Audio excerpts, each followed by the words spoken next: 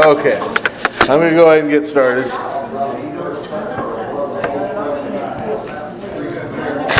And when we get started in just a minute, we'll be starting at the beginning of chapter 8.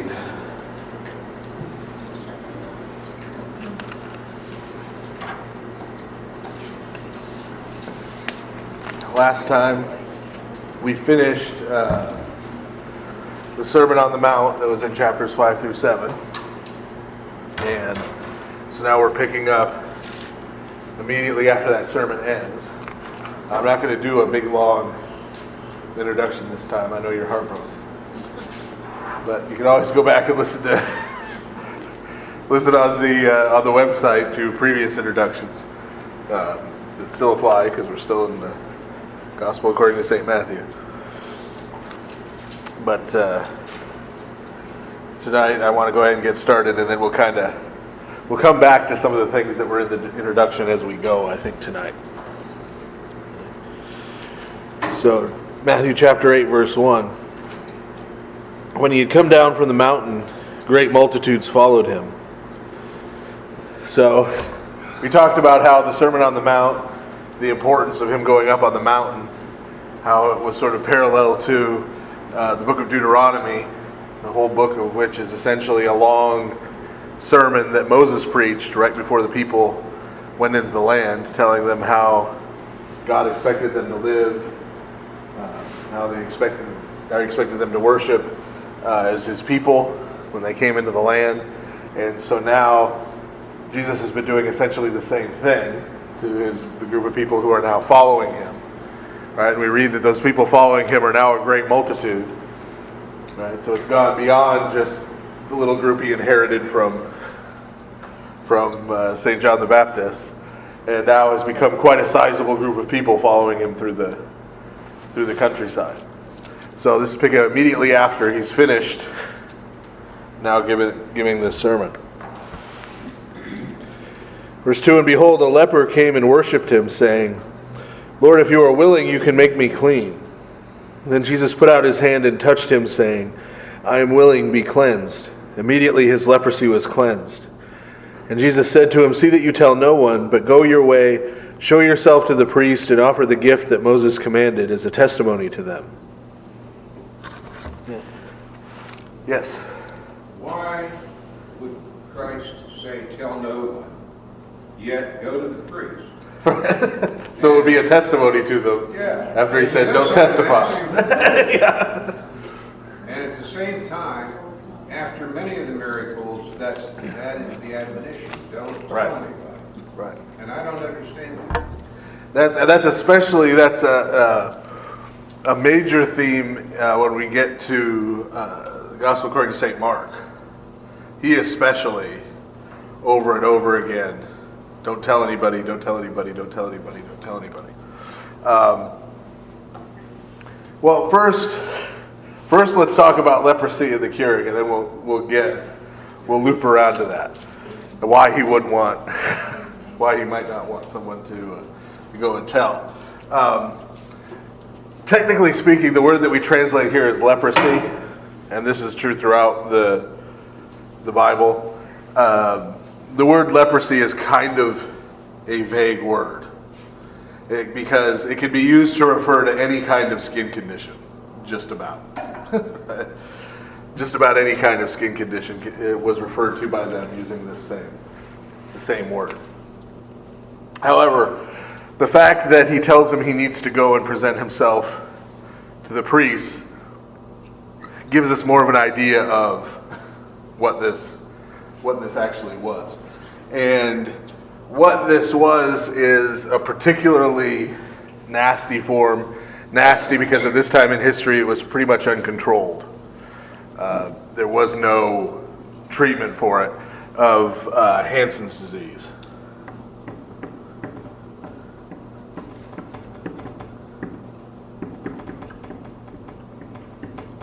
Hansen was not going to be born for many, many, many centuries, so they didn't call it that. But we now call it, today we call it Hansen's disease. And it's still not curable. There's still not a cure for Hansen's disease. But there are treatments so that people can sort of live with it. What I mean by that is what Hansen's disease does is it basically causes the body's tissues, starting at the extremities, to start dying, to become necrotic. Usually starting with fingers and toes, and noses, ears. And so the tissue literally dies. Today it's treated with huge doses of antibiotics and repeated amputations of necrotic tissue to try to slow down the necrotic tissue spreading. So if you go to, there still are such a thing as leper colonies in the world for people with Hansen's disease. There are some huge ones in Korea now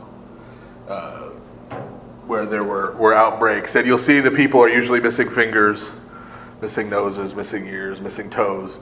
But now at least their life could be prolonged and it could be slowed down. As I said, at this time in the first century AD, it's completely uncontrolled.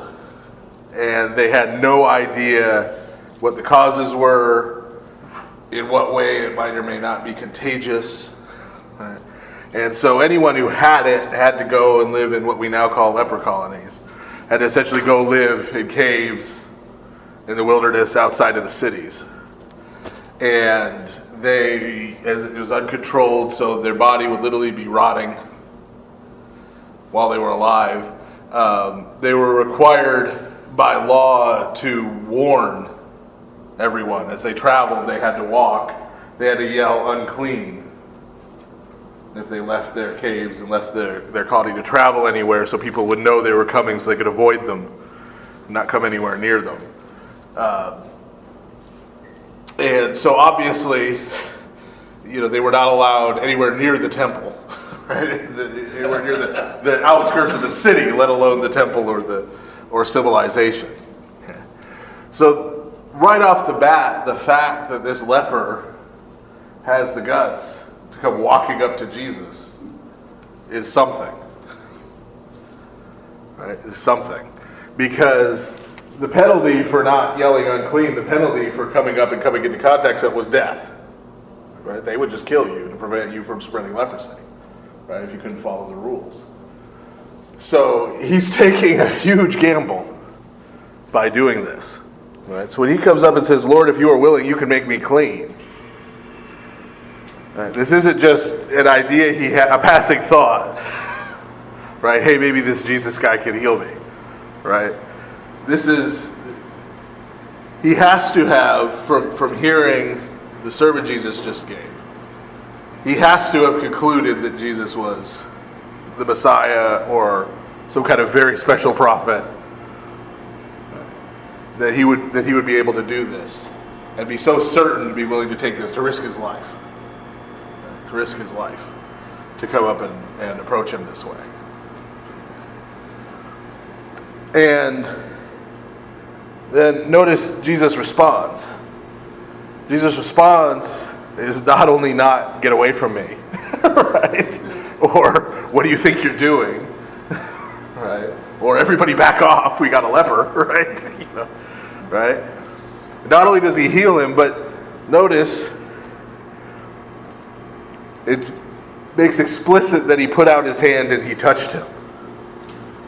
Right? Obviously he put out his hand if he touched him, but I think making the point, right? Making it real obvious.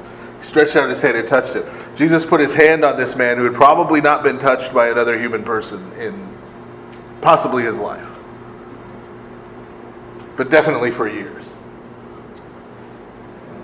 But Jesus has compassion on him. He touches him. He heals him by touching him. He heals him by touching him. We talked about when Jesus was baptized. We talked about one of the themes there was that, Jesus didn't have any sins he needed to get washed away by the baptism. And so when Jesus is baptized, he ends up purifying the water. Right? He ends up blessing the water. Well, in the same way, no Jewish person would touch a leper in a million years. Right? Because if you touch the leper, you're now unclean just like the leper is. You now can't come into the city. Right? You have to spend 40 days outside the city while you were inspected to make sure you hadn't contracted leprosy. Right? So, Jesus, this willingness of his to reach out and touch him, right? Jesus' touch doesn't make Jesus unclean by him touching this unclean man. It makes this unclean man now clean. Right? It purifies and restores and gives him life. Now, Jesus then tells him, don't tell anybody what happened. Well, he just did this in front of a multitude of people. So we know word's going to get out. Right? Right? That he healed him, right? I mean, all these people just saw this, right? But what he's really telling him not to tell anyone is not that he was healed of leprosy, because then he says, go and show yourself that you're healed of leprosy. What he's telling him not to tell anyone is what this man knew that caused him to approach Jesus in the first place. That this man had figured out from what Jesus had said that Jesus was the Messiah, that he was the Christ. Why wouldn't he have wanted that getting around? Well, what happened to him when it did get around? They hung him on a cross. Right. People did not react happily. Right? People did not react happily. But also, notice that Christ, and he's going to be very explicit about this when we get to the Gospel according to St. John, Christ never does anything, Jesus himself never does anything for the sake of his own glory. Right? And he'd have the right to. I mean, he's God. He doesn't have to be humble. Right? I mean, that's... right. But he is. Right? But he is. Who Jesus is tells us who God is. God doesn't have to be humble. None of the other gods anybody worshipped at this time were. That's for sure. Right? But Jesus is. He isn't doing these things to try to draw a big following of people who want to see him do magic tricks. And in fact, every time, as we're going to see going forward, every time the people come to him and say, hey, do a sign, do a miracle, we want to see a miracle, he tells them no. Tells them no. He says, you've seen me do miracles, you've heard what I have to say, go do what I told you to do. Right? But he doesn't do it just for spectacle. Right? Remember, one of the temptations, back before all this started, when he went into the desert, Satan came and tempted him. One of the temptations Satan offered him was, I'll give you all the kingdoms of the world, of this world. Right? I'll give all that to you. You can rule over this world. Right? And Jesus said no. It's not what he's looking for. It's not what he's looking for. Because he certainly could have had that if that's what he wanted. He's God. He could have marched into Rome and slapped Caesar upside the head and take it over if he wanted to. Right? But that's not how God works. That's not how he does things. Right? And we're going to see a pattern here over the rest of this chapter that's going to emerge more on that topic. But he does tell the man to go because, remember what we just heard in the Sermon on the Mount, right? Jesus didn't come to abolish the law. He didn't come to get rid of it. Right? So he says, go to the temple, do what the law tells you to do, which is you present yourself. So a priest would come, he'd have to stand there naked while a priest inspected him and said, yeah, there's no trace of leprosy. Right? And then he could be readmitted back into the community, and he would make sacrifices. He got involved in that, coming back into the community, because he's been out of the life of the temple. He's been out of the religious life for as long as he's been a leper. Right? He hasn't been eating the Passover off in the leper colony. Right? That didn't happen. They haven't been doing animal sacrifices to Yahweh out in the leper colony. He's been cut off from all that for all this time. Right? And he says, so what Jesus is saying there is, what's important now, right, is now you've been restored to life of the community and life of worshiping your God. Right, worshiping your God. Though it's not a movie I recommend, some of you may have seen Monty Python's Life of Brian. Yep. There's the one scene in there where the guy comes up begging for money. He says he's an ex-leper. I don't know. He asks for money for an ex-leper, and the guy stops and says, "What?" And the guy tells him that he's been a leper his whole life, and he was sitting there begging, and Jesus came by and healed him. But now he doesn't want to go and get a job.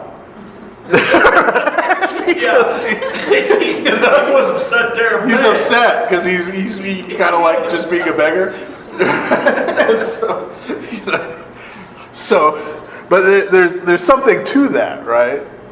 Because remember when Jesus heals the paralytic, he comes up to him and says, "Do you want to be healed?" Right? You think first, well, that's a stupid question. Of course, if you're paralyzed, you don't want to be paralyzed, right? Of course. Right? Well, maybe not. Right? I mean, human beings can get comfortable with a lot of pretty horrible living situations. It's like the old boy stands there at the sign day in and day out. People stop offering him a job and he wouldn't take a job. He just wants the money. Right. Well, in all kinds of, right? We get ourselves into all kinds of situations where you'd think we'd look around one day and go, you know what? God didn't create me to live like this. You know, I need to get this straightened out. But we don't. You know, we'll sort of go on for a long, long time. You know? And so part of what he's emphasizing to him now is, okay, you're healed now, right? Now you've got responsibilities. Right? One of them is to start by giving thanks to God. Giving thanks to Christ Father. Now become part of the society and worshiping God. You're not a leper anymore. Now there's a whole new life ahead of you. There's a whole new life ahead of you. And so this first person, this is in Matthew, this is the first person we've seen Jesus heal. At least described in detail. There was a mention that he was healing some people, but described in detail. This is the first person we see.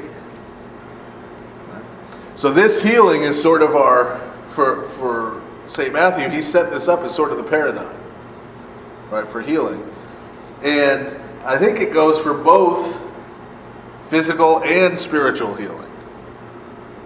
Because remember, he just gave this sermon about, here's how I want you to now live. Right? Which is a departure from the way, as we talked about as we went through the Sermon on the Mount. Sometimes it was the exact opposite of the way they'd been living. Even as good, upstanding citizens, right, of Jerusalem, the way Jesus was telling them to live was very different than the way they'd been living. And so this leper here is sort of a picture now of that transition. As radical a transition as it is from going from being a leper, living in a leper colony, to now, you know, being restored and now coming into the normal, what we call normal human life. That's the same kind of transition from what we call normal human life to living as a follower of Christ. It's a whole different thing now. Just like the people who Jesus called to follow him, he didn't just call them to follow him because he wanted company, right? And he didn't just heal this guy, right? There are a lot of lepers. It doesn't say Jesus went to his colony and healed everybody. Right? He didn't just heal this guy to heal this guy. He gave him healing in order that this man could then go on and live a certain kind of life. There was a calling involved there too. And so when we receive blessings from God, when we receive grace from God, when we receive forgiveness from God, that comes with then a calling. He doesn't just give it to us to give it to us. He gives it to us so that we can, right, extend it to others, so that we can now live our life in a different way than we have been living. There's a purpose to it.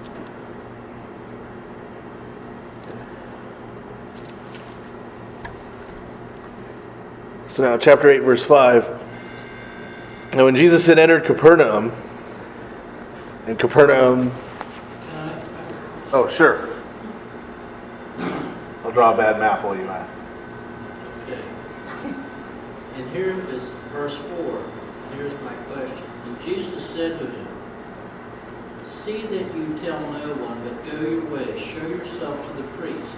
Now here's my question. And offer the gift that Moses commanded as a testimony to them.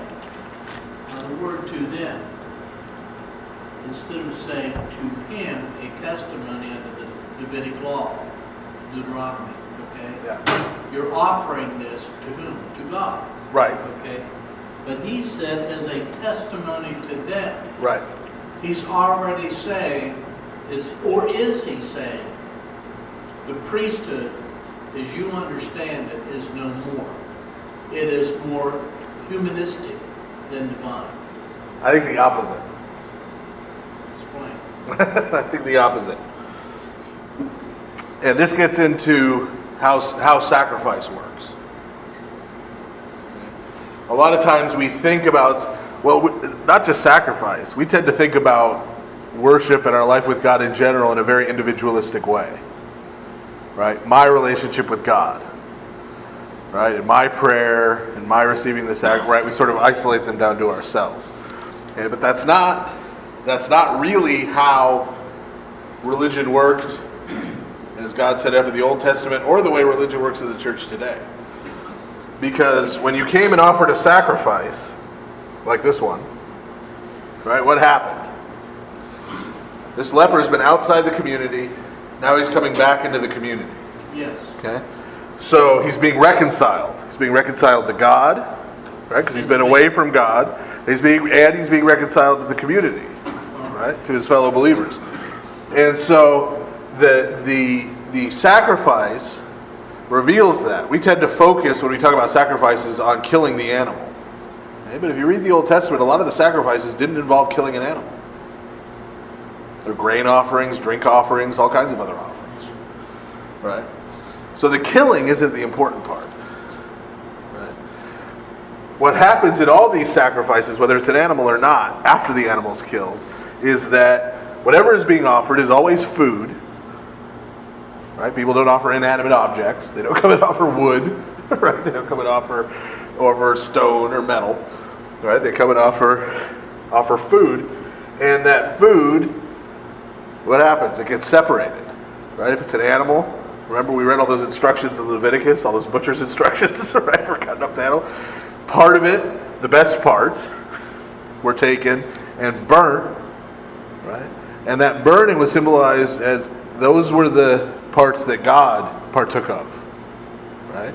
Then part of it went to the priests. Right? Part of it went to the people offering the sacrifice, right, and their family, and then the rest went to the poor, right, the needy.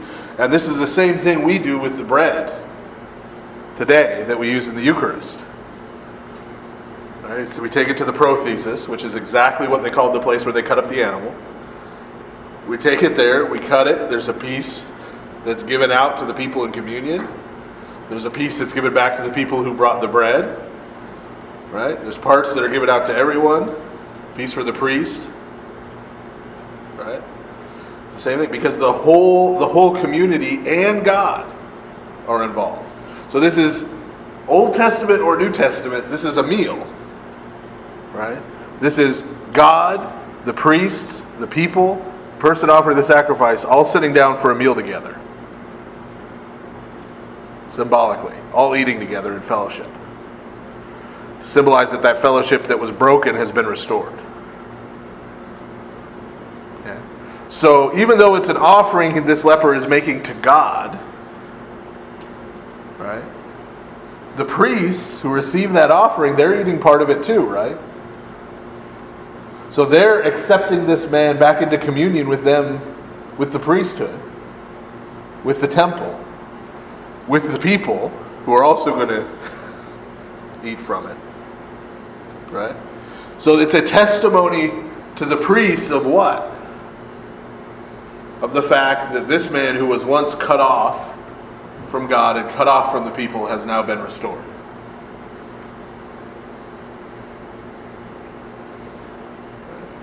Which is a nice little window into what Jesus is doing on the whole, right? In these little 3-4 verses, right? We see with this leper what Jesus is doing, his whole project. Right? It's taking those who were cut off from God and bringing them back to the table. Can I ask one more time? And so the priests have to accept that too. Remember we talked about the priests, the Sadducees, the Pharisees, right? Yes. They have to accept that too. Right? Remember, they're the older brother in the parable of the prodigal son, who when the son comes back is sort of like, hey, wait a minute, I've been here this whole time, you never threw me a party. Right? They have to have a change of heart too, and accept their brothers and sisters who are now coming back into the fold. That's where you... Okay. So verse 5. Now when Jesus had entered Capernaum, a centurion came to him, pleading with him, saying, Lord, my servant is lying at home paralyzed, dreadfully tormented. Jesus said to him, I will come and heal him. The centurion answered and said, Lord, I am not worthy that you should come under my roof, but only speak a word and my servant will be healed. For I also am a man under authority, having soldiers under me. And I say to this one, go, and he goes, and to another, come, and he comes. And to my servant, do this, and he does it. When Jesus heard it, he marveled and said to those who followed, Assuredly, I say to you, I have not found such great faith, not even in Israel. And I say to you that many will come from east and west and sit down with Abraham, Isaac, and Jacob in the kingdom of heaven. But the sons of the kingdom will be cast out into outer darkness. There will be weeping and gnashing of teeth. Then Jesus said to the centurion, Go your way, and as you have believed, so let it be done for you. And his servant was healed that same hour. So this is our second, right? We've had 2 stories of healing so far. First one's a leper. Second one's a Roman. A Gentile. Right? And not just any Gentile, not just some random Gentile. A Roman soldier. Right? A Roman soldier. Part of Caesar's legions that have conquered the world. Right? And not just any soldier, but a centurion. Right? Which means he's in charge of 100 men. Okay? Which means he's the equivalent of like a master sergeant. Right? In today's terms. Right? A centurion is basically the top of the NCO chain. Right at that time. Okay? So he's a commander. Okay? This is one of the people who are actively oppressing Israel. And he comes up to Jesus with the problem that one of his, it nicely translates as servant, isn't that nice? That his slave, right, is what it actually says. One of the people he owns, right, maybe a Jew, right, we don't know, right, who he owns is paralyzed and tormented, is deeply sick, right, sick unto death. Sick unto death. Now, there are all kinds of things that if you were a person living in Judea in the first century, right, and you had decided to follow Jesus because you think, hey, this guy might be the Messiah, there are all kinds of things you might expect him to say to the centurion, right? About, say, slavery, right? Or about the Roman oppression of Israel, or say about the fact that he's a pagan. He's an idolater. He worships false gods. Right? All kinds of things you might expect him to say. You probably would not expect Jesus to praise him for what great faith he has. Right? And say he has more faith than any Jew Jesus has ever met. Right? You especially would not expect to find this at the beginning of St. Matthew's Gospel, right? You wouldn't lead with this. This might be an embarrassing incident somewhere down the line where Jesus started to look a little bit like a Roman collaborator, right? You wouldn't lead off with this. This is the kind of stuff our Messiah did, right? Because this was not popular kind of stuff. Either at this time or when St. Matthew's Gospel was written. In fact, when St. Matthew's Gospel was written, the Romans had just come in and wiped out the temple, so they were even less popular if that was possible, right at the time this was written. And yet, this is the incident that St. Matthew chooses to put here. Second healing. Second healing. First we have a leper, then we have the slave of this Roman soldier. Now, logistical issue first. You might ask, well, if this guy's a Roman centurion and he's a pagan, why would he come to some wandering Jewish guy? Right? How would he even know what a Messiah was? Right? Or, why would he come to this Jewish peasant? Capernaum is right about here. It's a coastal town on the Sea of Galilee. Okay. And we're going to find out here in a couple of verses that's where St. Peter is from. As we said, St. Peter owned his own, and his brother Andrew owned their own fishing boat, which made them well-to-do for peasants. Right? Not well-to-do by any other standards at the time, but they were doing a little better than the average peasant. Certainly better than the family Jesus was born into. They actually had a house, for example, in a city. We're going to find out. But so he's in Capernaum. Why would this centurion go up to this wandering Jewish peasant teacher and think that he could magically heal his slave at a distance yet? Right?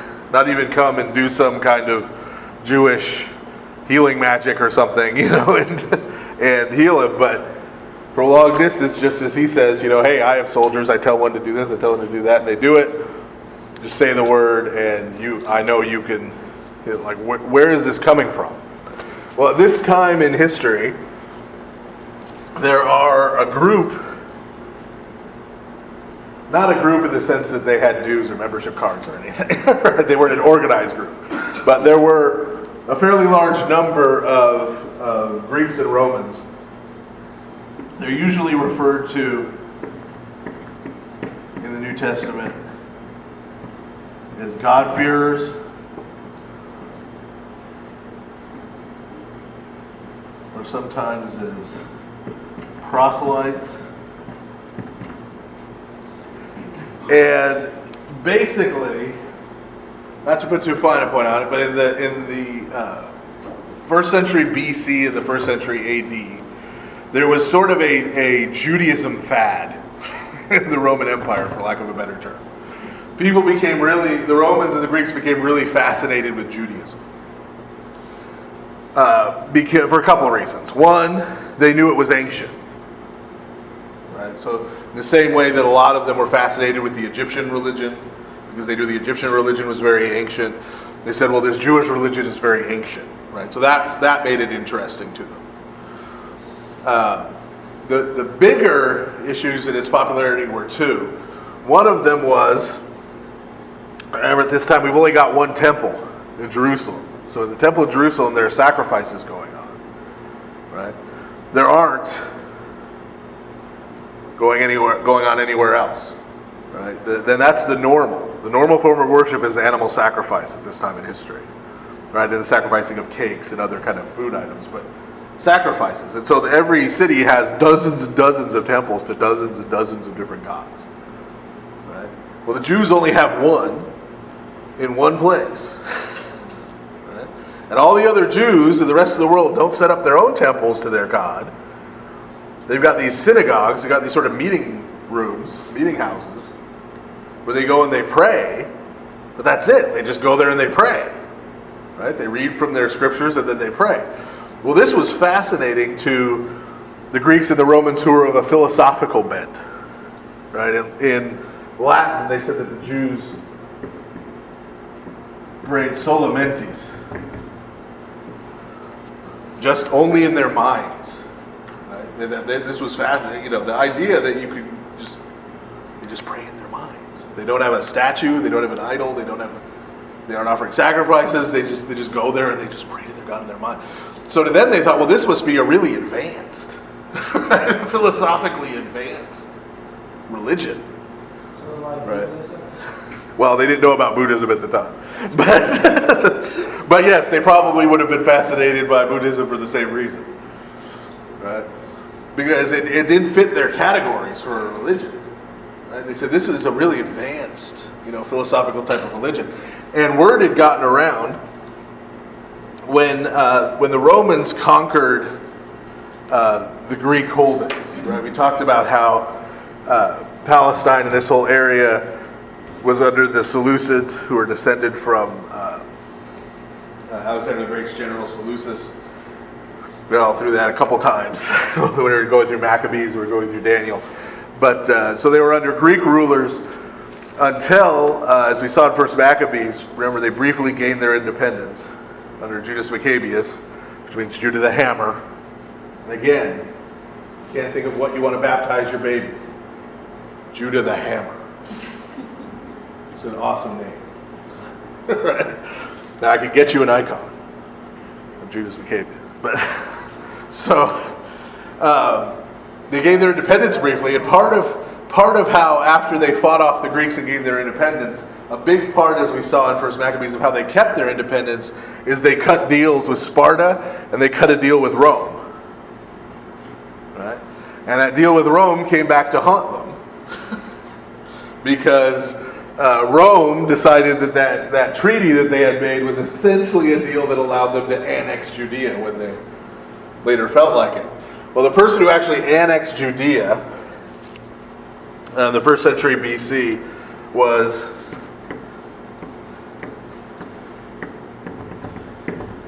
Roman general Pompey, who the city Pompeii that was buried in that who it was named after, who was one of Julius Caesar's generals. He went, and while Julius Caesar was conquering Gaul, what's now France and Belgium and part of the Netherlands and Germany, he went east and was conquering the Seleucid territory. And when he came to Judea, he annexed it. And when he annexed it, he, like a lot of Greeks and Romans we've been talking about, fell prey to his curiosity about Judaism. He said, well, this is strange. You only have this one temple, what's going on here? So he demanded to go into the temple. Right? Not a popular choice of action, but he had a Roman legion with him, so there wasn't a whole lot they could do about it. Right? So he ended up not only going into the temple, Pompey went into the Holy of Holies. He went into the Holy of Holies. And when he got there, he was flabbergasted because there was nothing there. It blew his mind. Right? Because he figured there has to be something. Especially once he got into the temple and saw the curtain, he said, there's got to be something back there. Right? What is back there? Right? There's got to be some kind of statue, some kind of ancient something. Right? He got back there, empty room. Completely blew his mind. And he wrote about it. Right? He wrote about it and he told everybody, I went there was nothing there. Right? So that with this, they just pray in their minds and they've got this temple where they worship, but there's nothing in there. Right? This was just fascinating. Fascinating to them. And so none of these Greeks or Romans, despite how fascinated they got with it, none of them really wanted to get circumcised. None of them really wanted to give up bacon. Right? So they weren't going to go whole hog. They were going to convert. Right? It's sort of like some of these celebrities who become Buddhists or get into Kabbalah today. They don't really, going to convert and go the whole way. Richard Gere's not going to shave his head and walk around in an orange robe or anything, right? You got a quasi-Buddhist, right? So, same kind of thing here, right? They're not going to go all the way and become Jewish, right? And actually join the religion. But they're real interested and fascinated with it. So they'll do things like endow synagogues. Right? They'll come and give big money to synagogues to sort of honor the God of the Jews, right? And so we find in Greek cities all over the place on the synagogue, outside the synagogues, there are these pillars, these big lists of names. It's all the donors, and half of them are not Jewish names. Right? They're these Greek and Roman names of these people who are just really interested in it. And so they give money and endow money. And they go and they buy, if they were well-to-do, as a centurion would be, for example, they go and buy copies of the Hebrew scriptures. Right? Mostly in the Greek translation from Alexandria, the Septuagint, and read them, even if they didn't really understand what was going on, but it was, ancient wisdom right here in this book.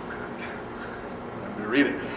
And we're going to see examples of this pop up as we go on. For example, the Ethiopian eunuch, right, who runs into the Apostle Philip. Right, he's on this long chariot ride, traveling, and he's sitting there with the scroll of the prophet Isaiah, sort of scratching his head. That's what Philip says to him. Do you know what you're reading? And he kind of says, "Not really. I don't really get what this is about." And that gives Philip the opportunity to kind of explain. Well, what's this Ethiopian eunuch doing, riding around with the scroll of Isaiah? Well, people were interested. Right, they're interested. This is also what we're going to see when St. Paul in the book of Acts goes on his missionary journeys and starts converting Gentiles. Most of the Gentiles he's converting are these people. Okay? Are these people. They're already so he can come and talk to them about the Old Testament. Right? They have some familiarity with the Old Testament. Right? He can come and talk to them about Jesus being the Messiah. And, right, after a little bit of a set to with St. Peter, we're going to see in Acts, they're going to say to become a Christian, you don't have to be circumcised. You don't have to follow the food laws. Right? All the things that stop them from becoming Jews. Right? St. Paul says, don't worry about that. Right? Become followers of Christ, come on in. Right? Well, you wonder, why are the Jews so mad at St. Paul all the time? In the book of Acts. Why do they keep stoning him and throwing him out of cities and causing riots and causing all this trouble? Well, because he's taking all their donors. He's hitting them in the pocketbook. Right? All these Gentiles who they secretly loathe, right? Who they call dogs, right? And unclean and won't let them actually walk into the synagogue. They're happy to take their money, though. Right? To endow the synagogue. Well, St. Paul starts coming and saying, well, you people can follow Christ too. You people can worship the God of Israel too. Forget those barriers to conversion, right? Come and worship the living God with us. And they're like, hey, wait a minute. They're ours. Right? They're ours, not yours. Okay. So, all that is to say, that's who this centurion is. That's why we run into a Roman centurion in Capernaum who would be interested in what this, sort of wandering Jewish teacher is saying. Right? Who would be interested in Judaism. And who would, from listening to him, come to the conclusion, again, this guy may be the Christ. This guy may be the Messiah. Right? He must have come to that conclusion or he wouldn't think he could heal his slave, from miles away. He was not dumb about the situation. He Right. knew who Jesus was. Right. And so Jesus heals him. And I want to go back to now, here are our first two healings, a leper and a Roman. Leper and a Roman. We talked about how the way St. Matthew has been setting up the gospel, he's been drawing all these parallels to the Old Testament, right? We talked about already tonight the Sermon on the Mount in Deuteronomy, right? And we talked before about Joshua, who has the same name as Jesus, right? Who led the people into the promised land through the Jordan River, right? And him being baptized in the Jordan. How he's setting this up, and the fact that he called it a gospel, which as we said is like a military victory, right? He's setting this up as, okay, Jesus is the Messiah, Jesus is the new king, he's going to come in and take back the land. Right? Well, if you're a good Jew at this time in history, who do you think he's going to be taking it back from? The Jews. No, from. Right. The Romans. Right? The Romans are the problem. Right? The Messiah is going to come and he's going to overthrow these darn Romans. Right? And remember the Pharisees. Right? What did the Pharisees believe? The Pharisees believed, well, the problem is the reason God hasn't returned, the reason we're being oppressed by these Romans, is because we've got all these people who aren't following the law of Moses. We've got all these people who are sinners, who are unclean. Okay? Well, you don't get more unclean than a leper. Right? Right? So the first two examples St. Matthew now gives us of Jesus healing are the people who you would think going into this should be the enemy. These are the people Jesus should be fighting. These are the people Jesus should be getting rid of. Right? Drive all the uncleanness out of the land. Right? Make it holy. Drive the Romans out. Right? And give it back to the Jewish people. Right? To the people of Judea. Not only does he do the exact opposite, right? Not only does he, rather than driving out the unclean person, make the unclean person clean, right? And heal the centurion's servant. But notice what he says. I say to you, many will come from east and west and sit down with Abraham, Isaac, and Jacob in the kingdom of heaven. When he says sit down, it's not that, everybody just sits around in a circle in heaven. Right? Sit down at what? Sit down at the meal we were just talking about, the sacrifices. When the time comes for the big feast, when the time comes where we all get together, God and his people. Right? There are going to be people, many from the east and the west, meaning a whole bunch of these Gentiles, a lot of them, right? Who are going to come from all over the world and sit down with your parents, Jewish people, Abraham, Isaac, and Jacob. The ones who you're counting on to get you in the door, right? You're Abraham's children, right? That's what's going to get you in the door. Right? Well, all these Gentiles are going to come and sit down with Abraham and Isaac and Jacob. Right? Meanwhile, a lot of you, their descendants, are going to end up tossed outside. We're going to end up on the outside looking in. Right? On the outside looking in. Why? What's the separator here? Separator here is faith. Right? Jesus says, the faith I see in this centurion, in this Gentile pagan, right, who not only believes I can heal his slave, but believes I can do it from here, without even seeing him, without even knowing his name, without even knowing exactly where he is. His faith, right, his belief, is greater than all of yours. And so, the condition for getting the seat at the table is what? Faith. Okay? Now let the record show, we saw this in Matthew 8.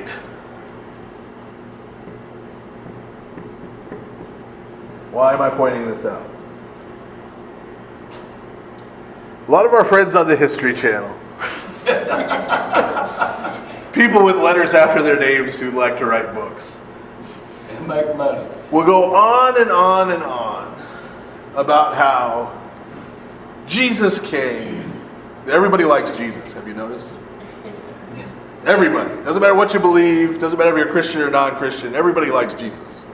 They sometimes have an interesting version of Jesus that they like, but Jesus came and he preached this nice message about how we should all love each other. And then this St. Paul guy shows up and ruined everything. Right? It turned it into Christianity.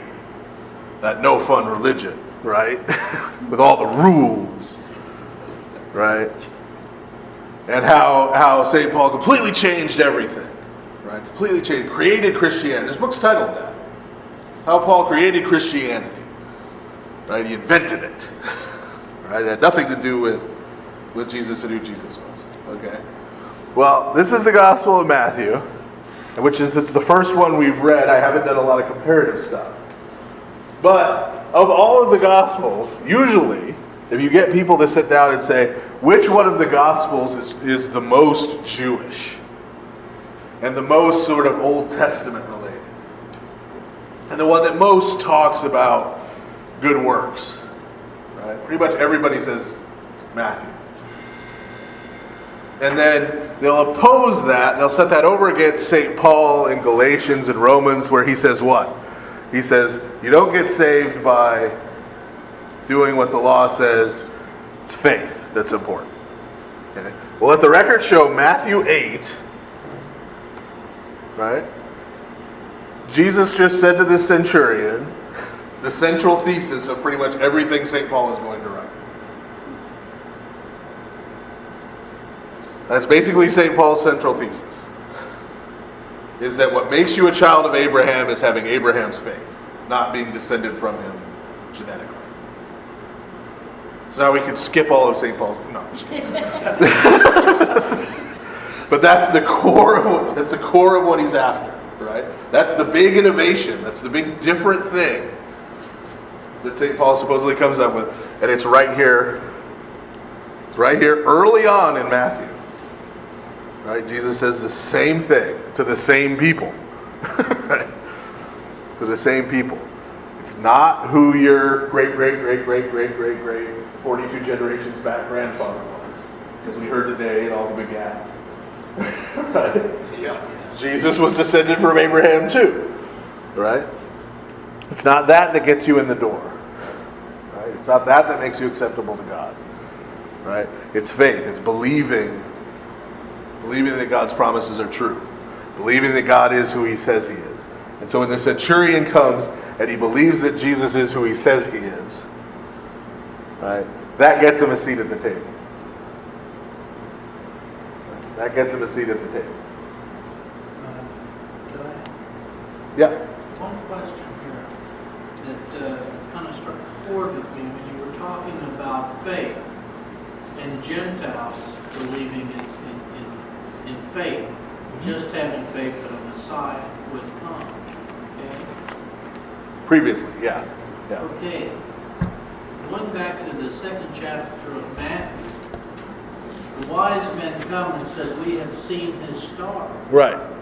Okay, the interesting thing was, this is not Jewish, but it's Gentile.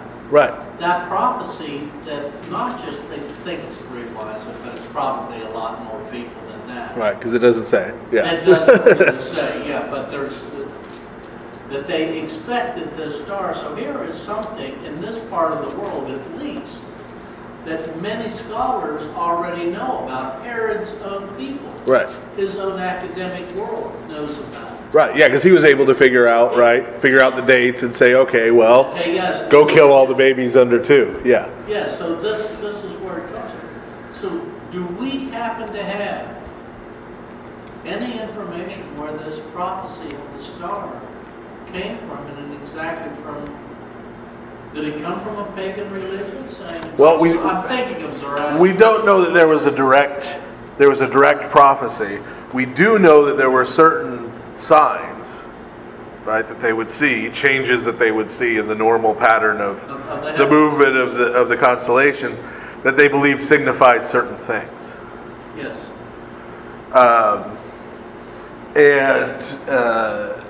That one of those was that the birth of a king was heralded by the appearance of a new star. But on a larger scale, what you're pointing to is what St. Justin the philosopher, sometimes called St. Justin Martyr, who lived in the 2nd century, around 150, in Palestine. He's actually born in Nablus. He called, and just because I'm still paying for it, I'll write in Greek.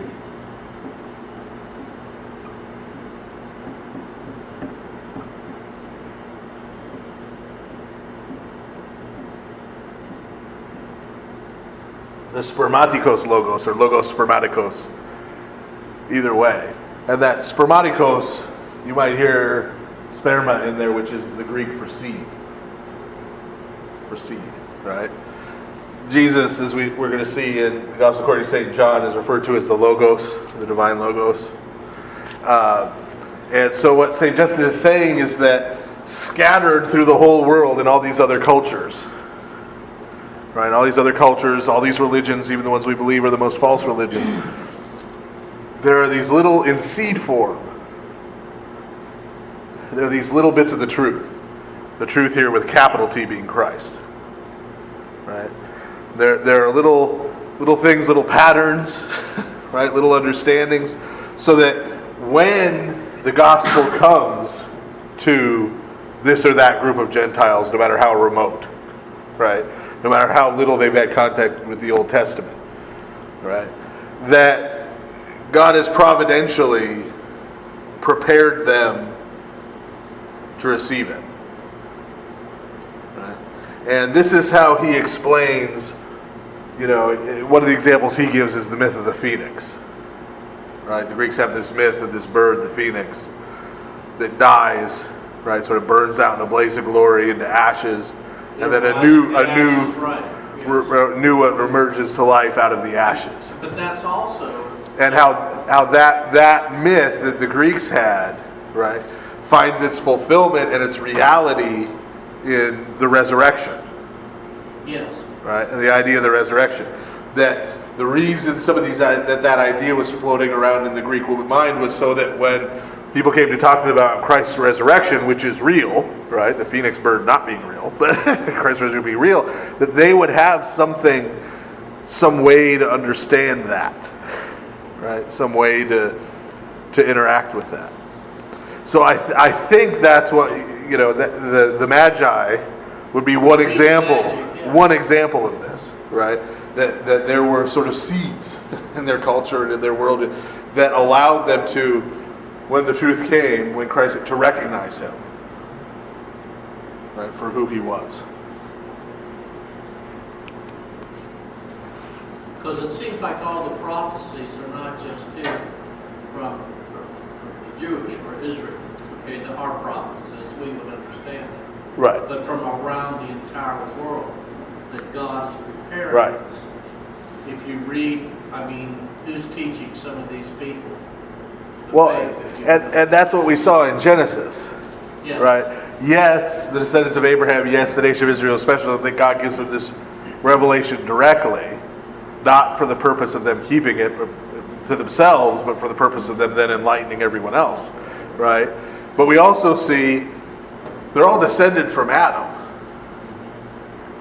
right? And then Noah, right? If you take it literally, everybody dies except Noah and his family, so they're all descended from Noah and his family, right? Meaning, as St. Paul is going to say when he comes to Athens, one of the first things he's going to say to them is, from one man God created all the human beings in the world, right? Now from that, he doesn't necessarily, evolution didn't exist then. He's not talking about saying evolution is right. What his point is, right, I may be a Jew, you may be a Roman, he may be a Greek, this guy over here may be from India, right?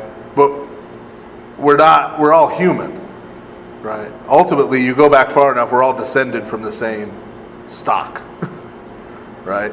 Well, that's what DNA is. And so when St. Paul is proclaiming Jesus, he's not just saying, I'm here to proclaim to you the God of the Jews and what the God of the Jews did for the Jews. Right? He says, I'm here to proclaim, right, the God who created the universe, who created all of us, wherever we're from, right? And who is the God of all of us, and who in Christ has done this not just for the Jews, but for all of us. The Jews got to hear about it first, but now we're here to tell everybody, right?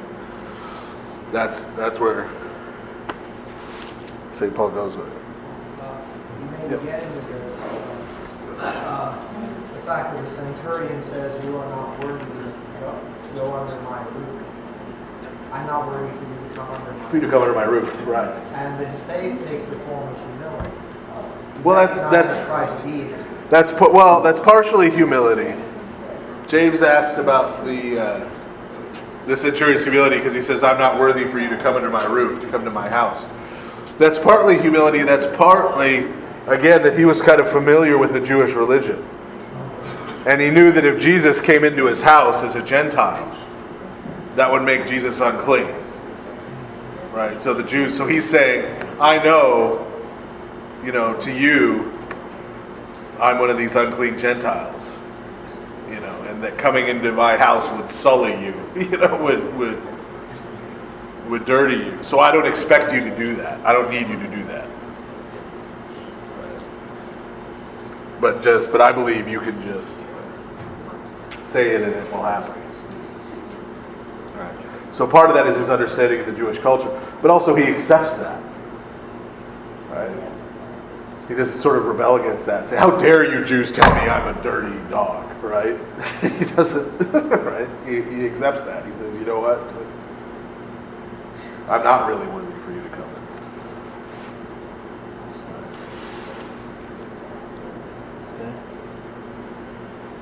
in. Okay. So verse 14.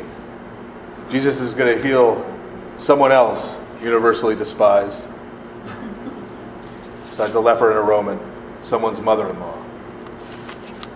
That's a joke. It's a cheap mother-in-law joke, but it's still a joke. Now, Jesus had come into Peter's house. He saw his wife's mother lying sick with a fever. So he touched her hand, and the fever left her, and she arose and served them. Notice it doesn't say whether St. Peter said thank you. When evening had come, they brought to him many who were demon-possessed, and he cast out spirits with a word, and healed all who were sick, that it might be fulfilled which was spoken by Isaiah the prophet, saying, He himself took our infirmities and bore our sicknesses. So, mother-in-law jokes aside, right? The way this is presented is, remember, he finishes preaching the Sermon on the Mount, and he goes into Capernaum, and all this stuff keeps happening to him on the way to Peter's house. Right? Is how it's literally presented. So on his way to Peter's house, first the leper, right? And then the centurion, and then he finally makes it to Peter's house, and now Peter's mother-in-law's. Right? So he heals her too. But notice, St. Peter has a wife. Right? You have to have a wife to have a mother-in-law. This is his wife's mother. Right? So, find one of your Roman Catholic friends tomorrow and remind them that the first pope had a wife. Not because there's any theological relevance, it just annoys them.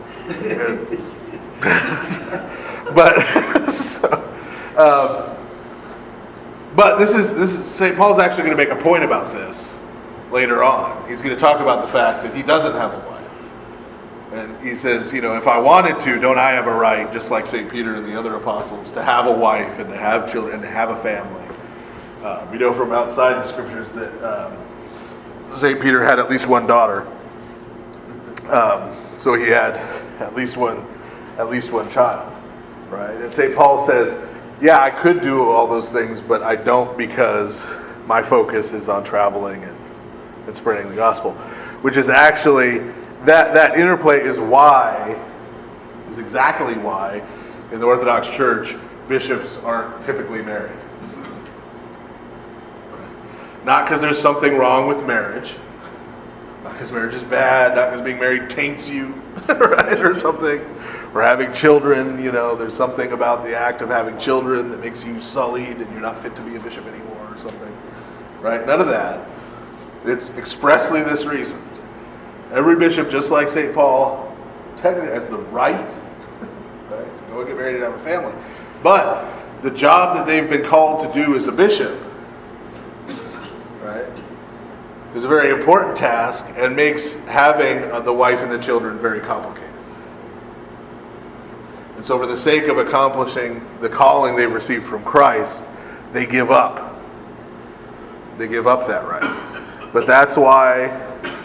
It's very common in the Russian Orthodox Church, but we've got a bishop in the Antiochian Church now in the United States who's a widower. Bishop John was married. He has kids. Right? But when his wife passed away and his kids are all adults, they made him a bishop. Right? Because there's nothing wrong with being married and nothing wrong with having kids. It's just when you've got little kids and you've got a wife, you can't be traveling all over the country. You've seen... Now, Bishop Thomas, even if you've only been here a little while, you've seen how often Bishop Thomas is here, right, compared to on the road. He said this time when he got back, between Labor Day and when he got back on Thursday, when he got back into town, he was in Charleston 6 days. And how many parishes is he? He stayed at 12 different hotels, he said, in the midst of it, right? That's not something you could do with a wife and kids. Right? just having a wife, keeping that together is difficult enough, let alone if you're, traveling practically the entire year. And so they give that up. But there have been times in church history, St. Peter being an example, where there have been bishops who have been married while they were bishops. It does happen. St. Gregory the theologian, St. Gregory Nazianzus, his dad was the bishop of Nazianzus before him. Right? So, again, it's a practical thing. This is the same practical concern that St. Paul is pointing to. Right? It's not for the Orthodox Church. It's not an issue of sexuality or any of that. Right? The Western Church, there's some different thinking on that. But in the Orthodox Church, that's not it. It's purely a practical issue. And that's why priests, who generally are in one place, right, serving one church, not traveling all over to lots of churches, priests who are in one place at one church can get married and have children. And deacons, the same thing. They're serving one church in one place, and so it's not an issue. Okay. One more note here, right? He's healing the demon-possessed, right? So he's casting out demons. He's healing the sick. Notice the passage here that St. Matthew says he's fulfilling in Isaiah. He himself took our infirmities and bore our sicknesses. Now, if you go, we've talked before about how when you read a quote like this, it's not just a little fortune cookie quote of like the one sentence that we get, but that at this time in history, there weren't chapter and verse divisions, right? So St. Matthew couldn't say this was to fulfill what's in Isaiah 48, verses 19 through 27. Right? Go read that, right? Or verse 18 and following, right? He couldn't do that. Those divisions didn't exist. And so they would quote a line, right, with the idea that you would go back to Isaiah and say, find that line, right? And that's where you start, right? So it's not just quoting the one line, but it's quoting the whole passage where that line occurs. He's quoting the line to direct you there, so you can take it in context. In context, in addition to saying, he himself took our infirmities and bore our sicknesses, this is the whole passage about by his stripes, by his wounds we are healed. Right? Wounded for our sins and our iniquities. That passage, he's saying, is being fulfilled here. Okay? Why am I making a point of this? Well, some of our Protestant brothers and sisters, and even some of our Roman Catholic brothers and sisters, the way they look at what Christ did on the cross is that you and I have committed sins, me especially, and Jesus essentially got punished for what I did. So God lets me off the hook, takes it out on Jesus. Right? Takes it out on Jesus. And a big part of what they base that on is this passage in Isaiah. Right? This passage in Isaiah, right? He was crushed for our iniquities, right? Wounded for our transgressions. Right? Well, it kind of sounds like that. Right? It kind of sounds like that. Okay. Well, St. Matthew says that's fulfilled here. He himself took our infirmities and bore our sicknesses. Now, is there anything here that says, when Jesus healed these people, that he got the diseases they had? No. Right? He doesn't get leprosy. He doesn't get demon-possessed. He doesn't get the fever. Right? But it says, he took our infirmities and bore our sicknesses. Take that literally. Right? But what is he actually doing here? When he healed the leper, what did he actually do? Healed physically. He removed the infirmity from him, right? He purged him, he cleansed him from the sickness, right? And Peter's mother-in-law, right? He purged or cured her of the fever, right? Cured her of the fever. And the demon-possessed, right? He's casting the demons out of them, right? He's not taking them somewhere else, putting them in a bottle, right? He's casting them out. He's purifying them of the demons. Remember we talked about early on, we were talking about what righteousness is. It's a word we throw around a lot.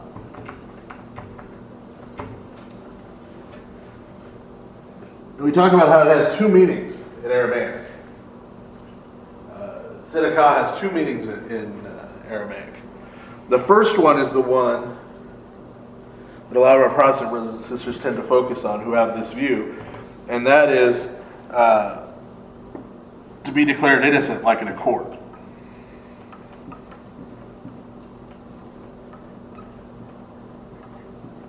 Right?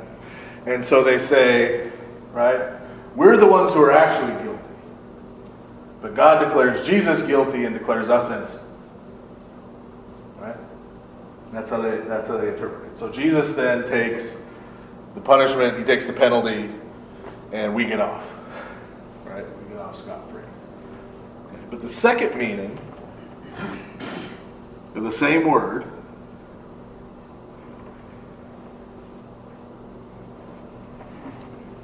the same word is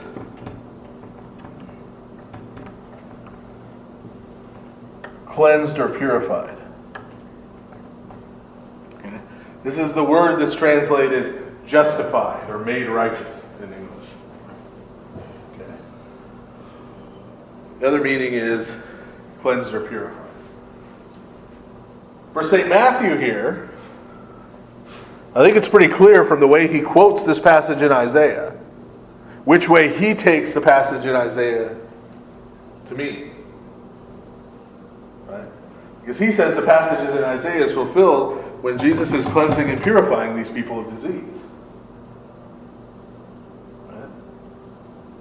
There's nothing here about guilt or innocence or sin, right? Punishment. I mean, someone might think getting a disease is a punishment for sin, but St. Matthew certainly doesn't say that here. Right? Jesus doesn't even say anything about the people's sins being forgiven. Right? There's some other cases where he'll heal someone and say your sins are forgiven. Not in view here at all. Right? He says this passage is these people are being cleansed and purified. Right? And this second way, the way Matthew uses it, the way I'm going to say when we get to them, St. Paul uses it in his epistles, is the way that we use it in our services in the Orthodox Church. For example, when someone is baptized, after we chrismate them, we take a sponge and we wipe off the chrism. And the words the priest says when he does that are, "Thou art justified, thou art illumined, thou art washed, in the name of the Father, and of the Son, and of the Holy Spirit." All of a sudden, are we talking about you're declared innocent in a courtroom? Justified, illumined, washed. We wipe them with a sponge. It's this second meaning. Cleansed and purified. And if we lose that here, we lose the whole thrust of what St. Matthew is getting at. Because as we saw with the leper, as we saw with the centurion, right? In the minds of the Pharisees, in the minds of the Sadducees, these are the enemies. These are the enemies we need to defeat. Right? They're the ones who are guilty. And when God comes to judge the world, he's going to declare them guilty and us innocent. Right? And so he's going to bless us and he's going to punish these people who have oppressed us. The Romans. Right? This is how they understand it. The way St. Matthew is telling us Christ understood it is, this leper, right, doesn't need to be purged out of our society. We don't need to get rid of all the lepers and all the uncleanness in Israel by doing away with all these people. We need to do away with all the uncleanliness in Israel by making these unclean people clean. By making these unclean people clean. Whether it's The leper, who we cleanse and cure of his leprosy, or these demon-possessed people who we drive out the demons, or the person with the fever who we drive out the fever, or whether it's the centurion who is justified, cleansed and purified by his faith, as St. Paul is going to put it. Who is made clean, despite the fact that he's an unclean Gentile, who is made clean and gets a seat at the table with the forefathers because of his faith. Christ is not here to defeat the people who the people think are their enemies. He's there to turn those enemies into God's friends. Right? He's there to bring sinners to repentance. Right? To transform them. And the people already there who consider themselves innocent can either get on board with that, right, and be cleansed themselves and become part of the new people of God, or they're going to find themselves shut out. They who think they're on the inside, who think they're the good people, they're going to find themselves on the outside looking in at what God is doing.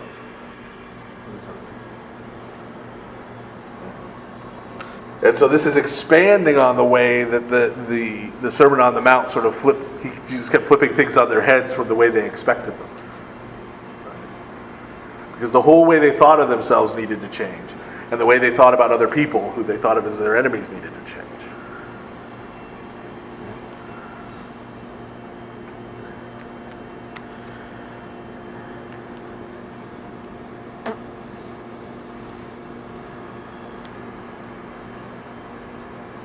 Well, should we go on a little more? Sure. Okay. You seem non-committal on it. A little more? Oh, okay. I said, should we go on a little more? A little more? Yeah. Okay.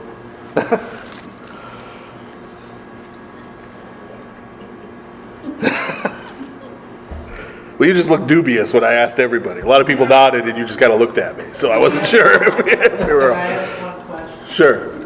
Okay, this is from Paul.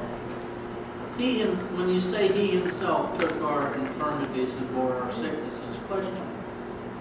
From the Protestant thought, it also says by his stripes we are healed. Right.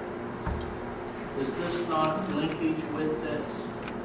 Yeah, that's what I'm saying. The whole idea is linked here with the idea of cleansing and healing and purification, not with the idea of punishment. Let me think. Because by the stripes, by his blood, we are washed. Right, Washed from our right. Cleansed and purified. Right. Yes, Yeah. cleansed and purified. Yeah.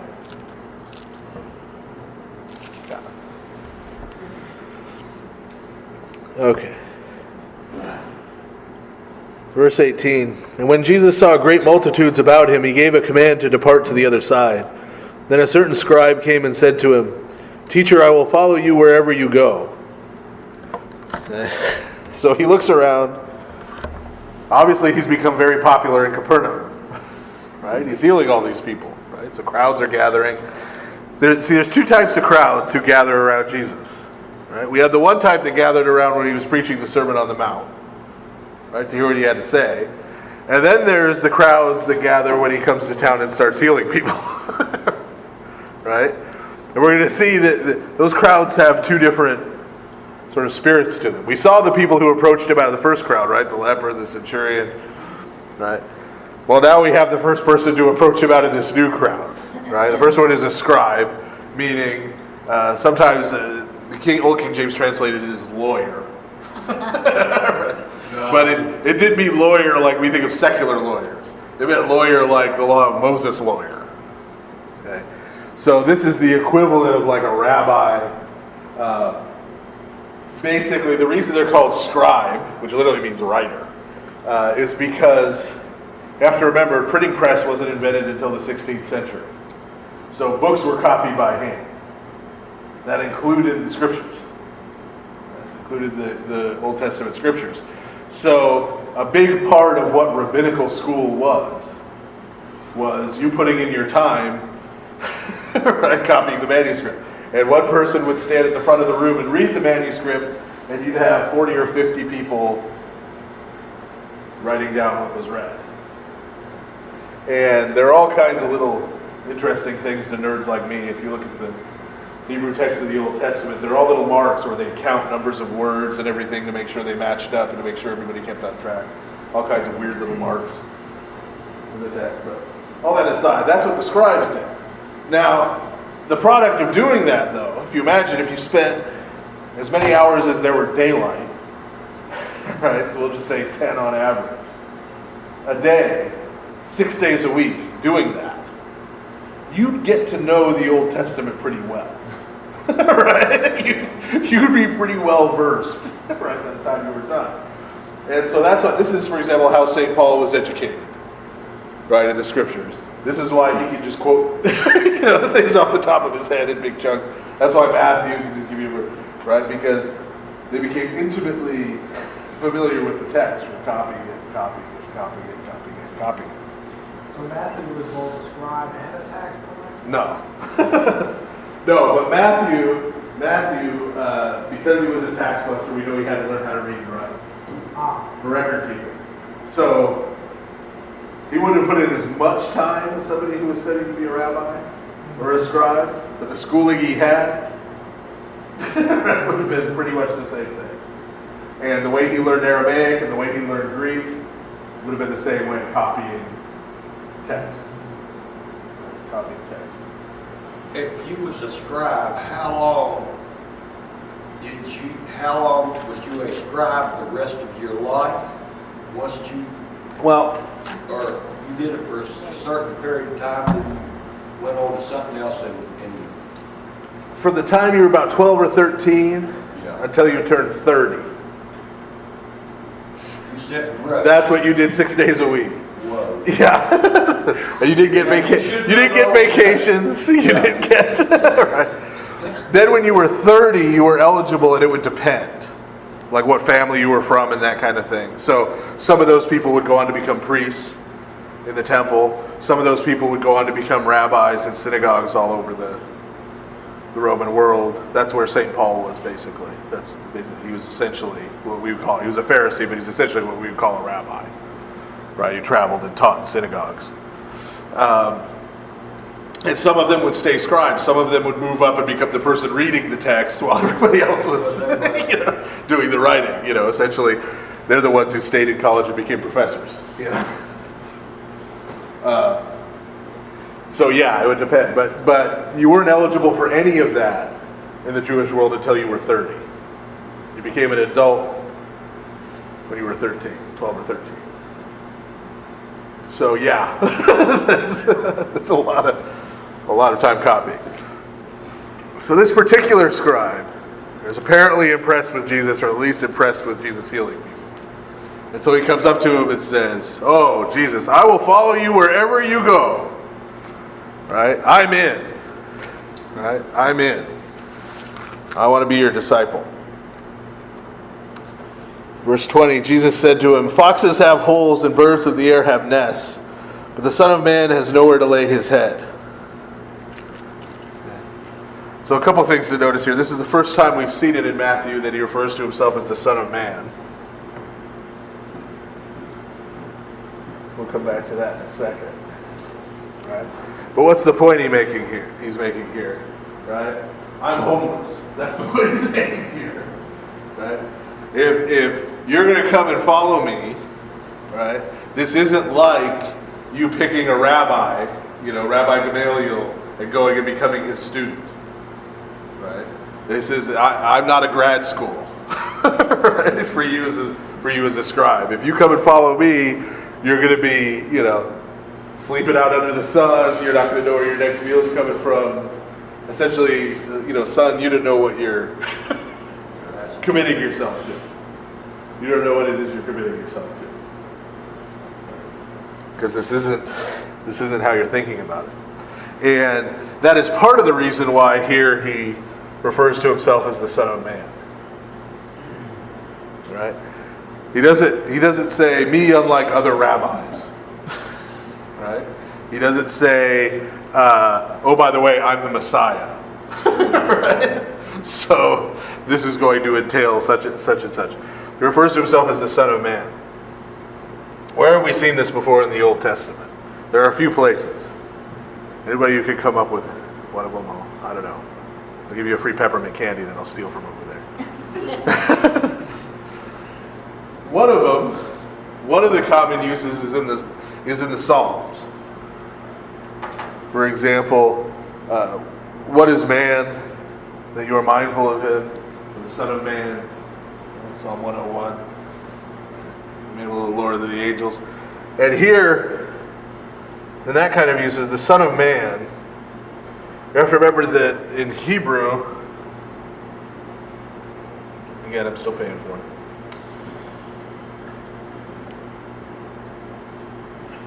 The word for man in Hebrew is Adamah, right? Which, first of all, literally means dirt. But second of all, there's a proper name, of course, derived from that, Adam. Right, in Genesis. Adam's name is really just man. It's not the name Adam, his name is just man. And Eve, by the way, her name before the fall isn't Eve. It's Isha, which means woman. Their names were man and woman. Right? They were the only man and the only woman, so it worked out fine. But then after the fall, her name is changed to Eve, which means mother. So there's that shift. But so there's also this name here. So Son of Man, in that sense, literally means son of Adam. If you want to be really literal, son of the dirt. Right? Son of the dirt. Son of the earth, because that's what Adam was made. Remember, that's why God calls him Adam. He makes that kind of pun. Right? On the word for man and the word for dirt. Made you out of the dirt. Right? So this is not a term of glorification. Right? Son of God, we saw, was used for like kings. Right? Where's this? If Jesus had said, the Son of God, right, that would have been a term. Son of Man is the exact opposite, right? Son of Man, son of the dirt, son of Adam, right? That's as opposed to God, or like in the pecking order, you got God, you got angels, and somewhere down here you got Adam, and then you got the dirt, right? So as you work your way down, right? So it's a diminutive, but the other important place where this phrase occurs is in the book of Daniel, last book we read in the Old Testament. Remember, one of Daniel's visions, is apocalyptic visions, where he's seeing the deliverance that's going to come for Israel. He sees this image of the one who's going to come, right, the Christ or the Messiah, and he says, I saw one like a son of man, one like a son of Adam. Meaning, I saw someone who just looked like a human being. Literally. Right? As opposed to, the six-winged seraphim and the beast with the four heads. That's none of that. I just saw someone who looked like a human being on a cloud. Right? Who came up before the Ancient of Days, meaning God. The Father, God himself. Right? And so,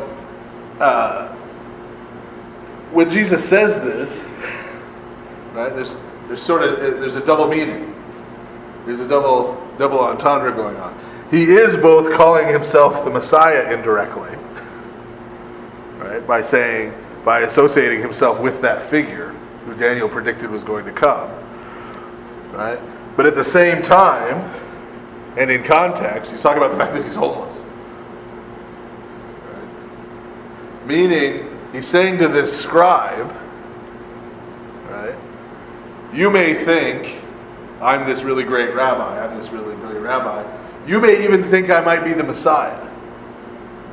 Right? That I'm the one who's going to come and be the king and rule over Israel. And because of that, you want to follow me. Because of that. Because you think I'm headed for glory and you want to be in the train. Right? You want to be on board. Right? But the truth is, if you really knew the scriptures, Mr. Scribe, if you read Daniel, The Messiah who's going to come is going to be a human being. Right? It's a regular human being. It's a regular son of Adam. Right? And he's not going to come with all that glory. Right? That's not the road I'm walking down. And so before you commit to I'm going to follow you wherever you go, you might want to find out where I'm going. You might want to find out where I'm going, namely, the cross. Right? Once you realize that's where I'm going, you may not want to follow so quick. Right? That may not be the direction. I may not be going the direction you think I am. Verse 21. Then another of his disciples said to him, "Lord, let me first go and bury my father." Right? So the scribe doesn't respond. The scribe, Jesus sort of sets him back on his heels, tells him to, think about it some more. Right? You need to consider this some more. One of the other followers, right, says, "I'll be right back. I'm going to follow you." Right? Unlike this scribe, I'm going to go wherever you go. Just give me like a week. Right? Give me a week. I gotta go bury my father. Right? And that's about the best excuse you could give, right? Because who's going to say, no? Right? Who's going to say no to that? I just got to set my father's affairs in order, and then I'm there. Right? But Jesus said to him, "Follow me and let the dead bury their own dead."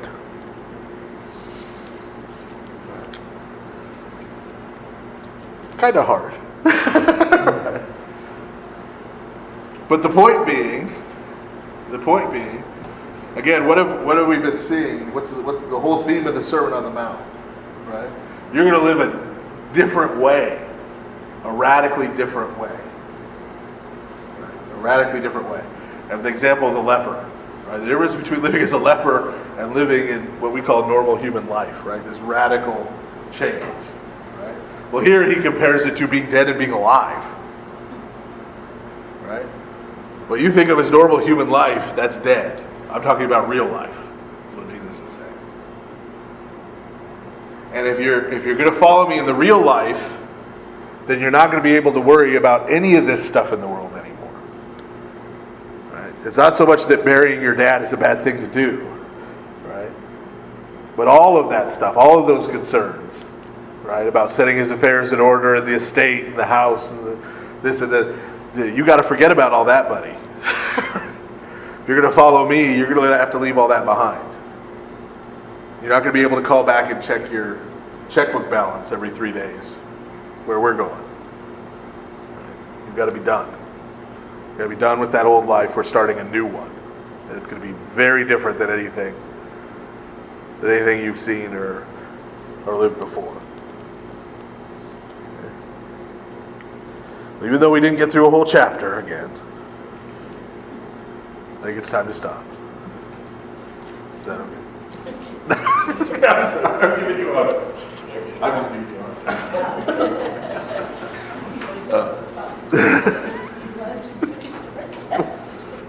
Well, because it'll take me another half hour, I think.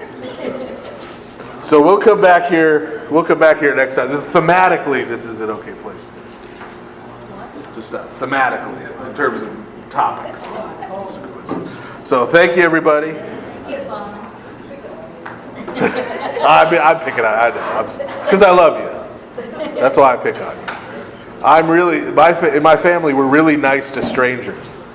Then once we like you and you're part of the family, then we start picking on you. See, that's it.